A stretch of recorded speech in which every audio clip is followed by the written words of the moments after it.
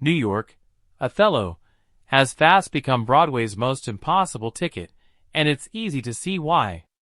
The play, which opened at the Ethel Barrymore Theatre, is a formidable showcase for Denzel Washington and Jake Gyllenhaal, even if the uninspired production around them leaves much to be desired.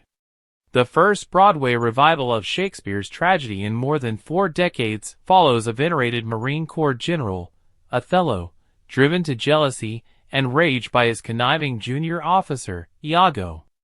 Incensed after being passed over for a promotion, Iago poisons Othello against his virtuous wife, Desdemona, claiming she is unfaithful.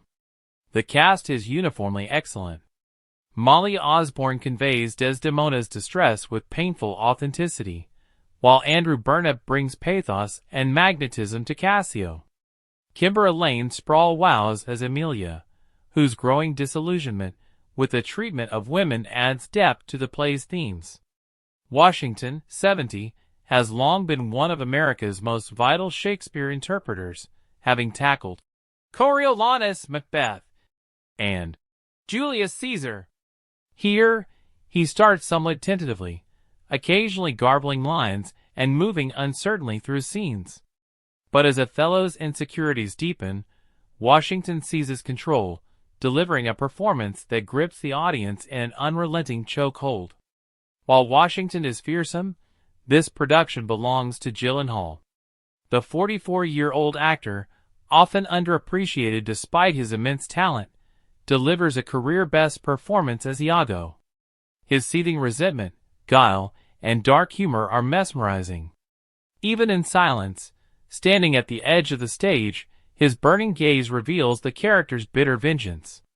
It's a portrayal that demands recognition.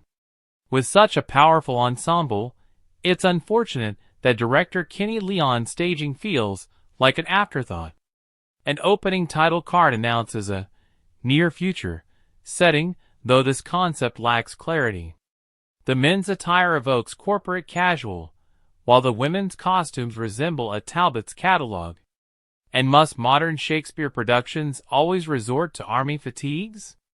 Derek McLean's set design, mostly consisting of moving columns, is uninspired. However, Natasha Katz's lighting design offers striking silhouettes, especially as the play hurtles toward its violent climax. Perhaps the minimalistic staging is meant to keep the focus on the performances.